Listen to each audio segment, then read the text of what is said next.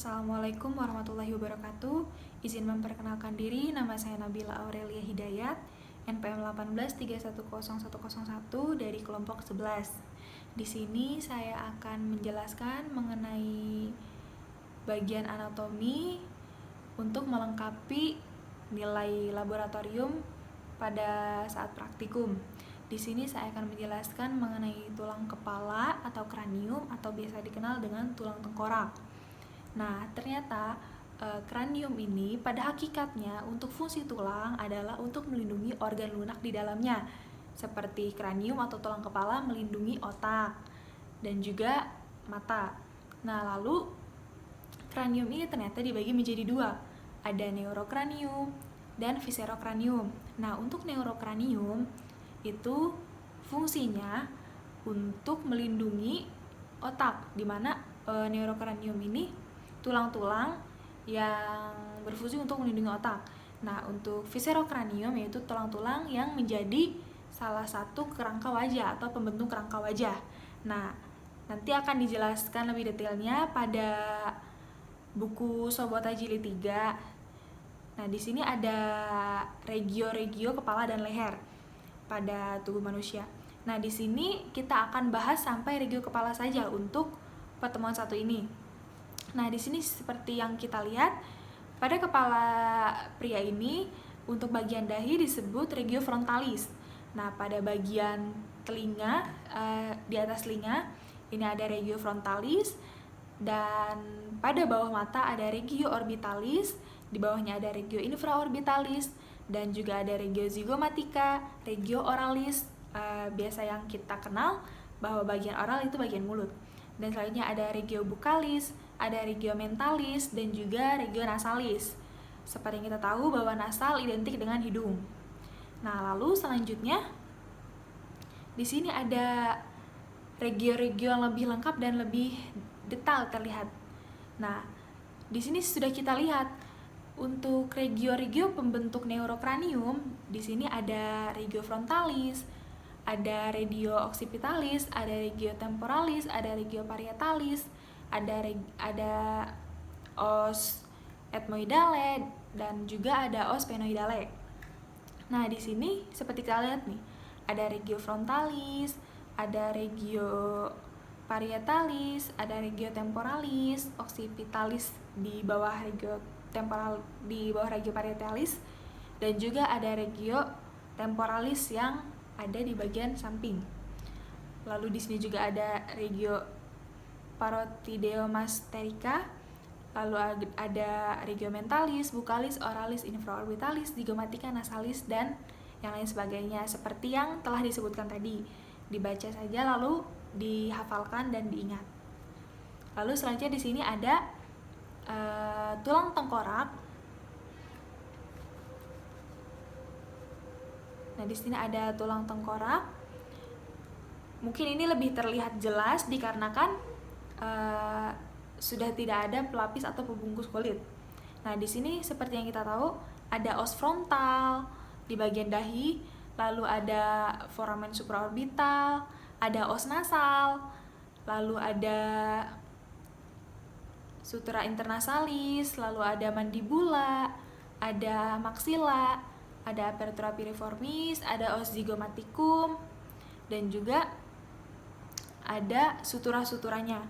Nah, seperti yang kita tahu, sutura adalah penghubung antar tulang, di mana di sini ada sutura frontonasalis, berarti ia adalah hubungan atau persatuan antara os frontal dan os nasal, yang menghubungkan antara os frontal dan juga os nasal.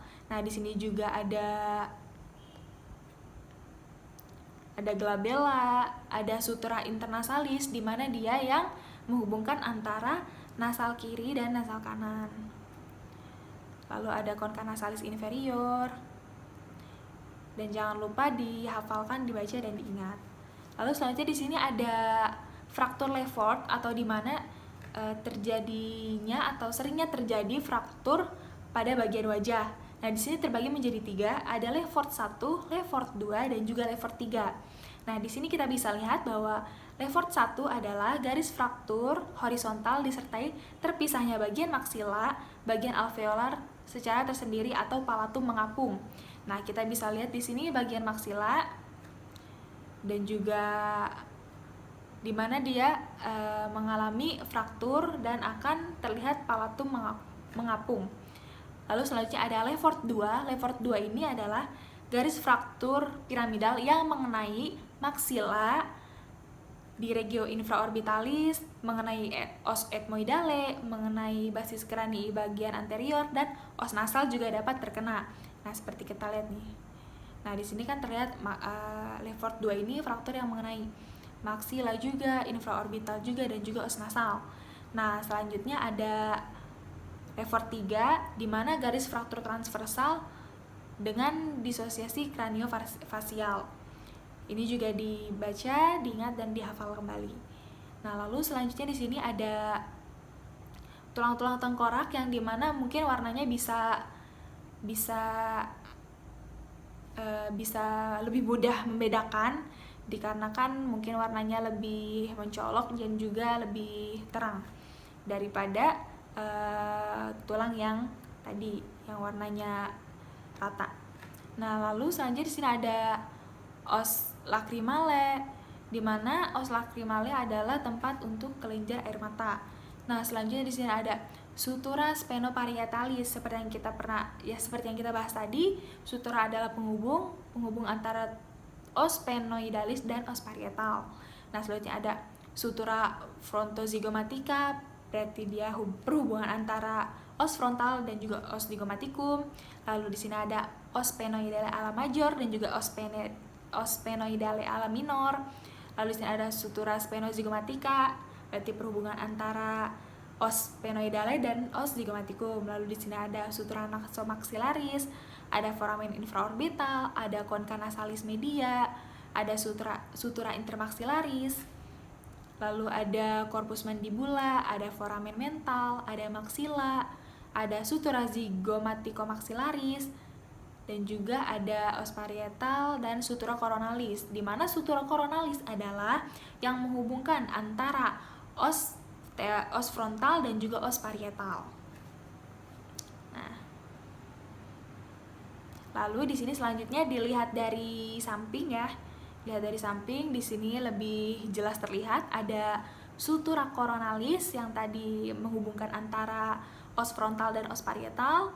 Dan juga di sini ada sutura sphenoisquamosa. Nah, squamosanya dari mana? Ternyata os temporal ini dibagi menjadi dua. Ada yang namanya pars squamosa dan juga ada yang namanya processus mastoideus. Nah, di sini di bagian atas yang di sini namanya os temporale pars squamosa dan yang ini os temporale processus mastoideus.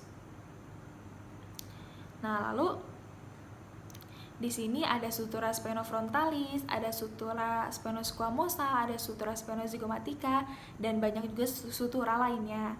Dan juga di sini ada foramen mental, ada arcus zygomaticus, ada articulatio temporomandibularis, ada processus styloideus, ada condylus occipitalis, ada porus acousticus externus, dan juga ada sutura-sutura lainnya. Nah, lalu selanjutnya di sini dilihat dari kranial, ini lebih terlihat untuk sutura-suturanya. Nah, di sini ada os frontal yang dimana dia dihubungkan oleh sutura coronalis untuk berhubungan dengan os parietal. Jadi sutura coronalis itu adalah penghubung antara os frontal dan juga os parietal. Nah, ternyata os parietal itu berpasangan, ada kanan dan juga kiri. Nah, penghubung antara os parietal kanan dan kiri disebut sutura sagittalis. Nah, lalu di sini ada vertex. Ada vertex di mana dia bagian tertinggi dari tubuh, di mana biasanya individu mengukur tubuhnya di bagian vertex. Nah, lalu di sini ada bragma dan juga lambda, di mana nanti bragma dan lambda memiliki embriologi pada saat anak-anak. Nah, di sini ada os occipital juga, ada sutura lambdoidea. Sutura lambdoidea adalah sutura yang menghubungkan antara os parietal dan juga os occipital. Nah, lalu di sini ada sutura sagittalis juga, ada sutura lambdoidea, ada processus mastoideus, ada processus styloideus, dan jangan lupa dibaca lagi, diingat dan juga dihafal.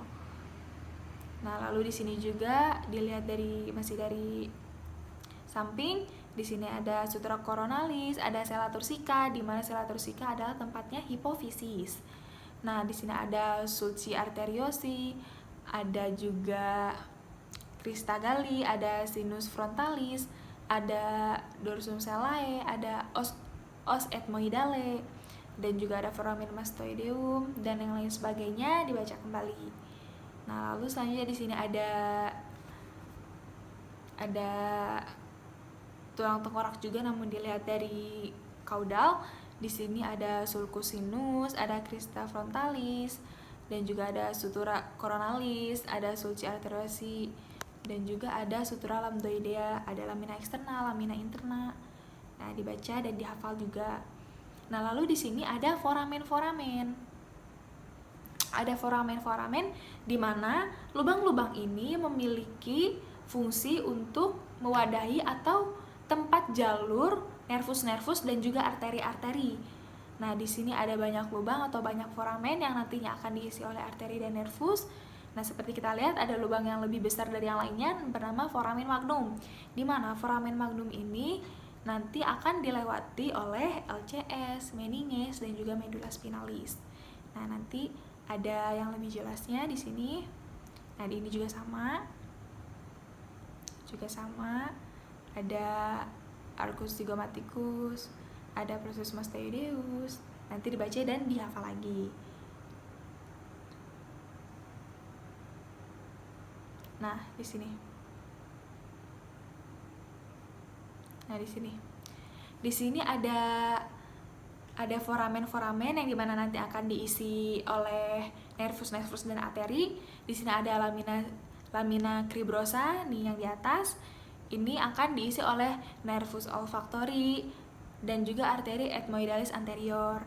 Dan selanjutnya ada canalis opticus. Canalis opticus nanti akan diisi oleh nervus opticus, arteri ophthalmica, dan juga selanjutnya ada fissura orbitalis superior yang nanti akan diisi oleh nervus oculomotorius, nervus abducens, nervus trochlearis, di mana nervus ini identik dengan pergerakan pada bola mata. Selanjutnya ada foramen rotundum, di bawahnya ada nanti dia akan diisi atau dilewati oleh nervus maxillaris. Nah, kan nervus maxillaris nggak masuk dengan 12 saraf kranial. Nah, mengapa? Dikarenakan nervus maxillaris adalah bagian atau percabangan dari nervus trigeminus atau nervus kelima. Nah, lalu selanjutnya ada foramen ovale. Di sini ada foramen ovale di bawah rotundum.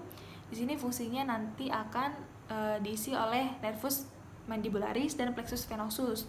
Nah, selanjutnya ada foramen spinosum dan juga ada fissura spinopetrosa atau foramen lacerosum. Nah, di foramen lacerosum nanti dia akan diisi oleh nervus glossopharyngeus. Selanjutnya ada apertura interna canalis dan juga ada perfus meatus dan ada foramen jugulare.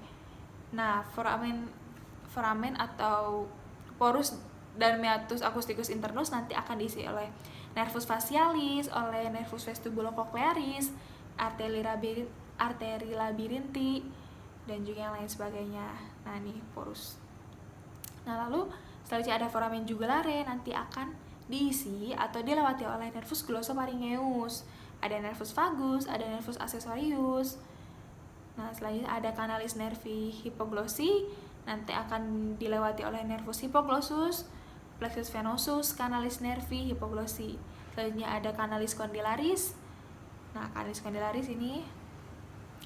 condylaris nanti akan diisi oleh vena emissaria condylaris. Dan yang terakhir yang tadi kita sebut pertama, foramen magnum yang nanti akan dilewati oleh meninges, LCS, dan juga medula spinalis.